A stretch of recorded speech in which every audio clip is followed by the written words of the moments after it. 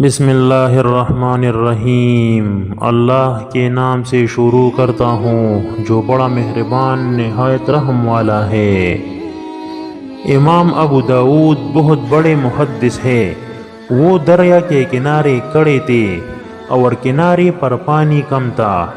ایک جہاز 200-300 قدم کے فاصلے پر کھڑا ہوا تھا، کنارے تک آ نہیں سکتا تھا۔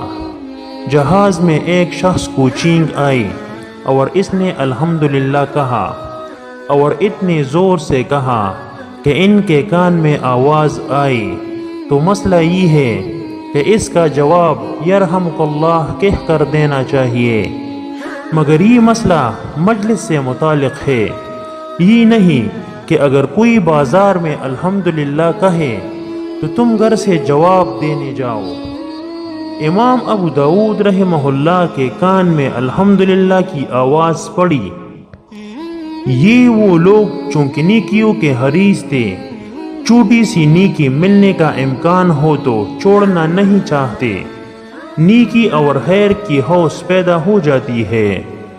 جہاز دور تھا، آواز پہنچ نہیں سکتی تھی۔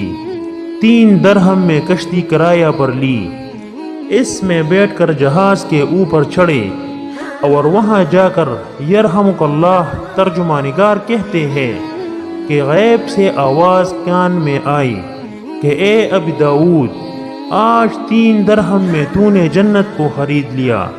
محترم ناظرین، میں امید کرتا ہوں کہ آپ کو میری یہ ویڈیو پسند آئی ہوگی۔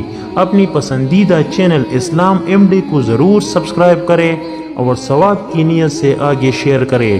اللہ ہم سب کا حامی اور ناصر ہو، آمین۔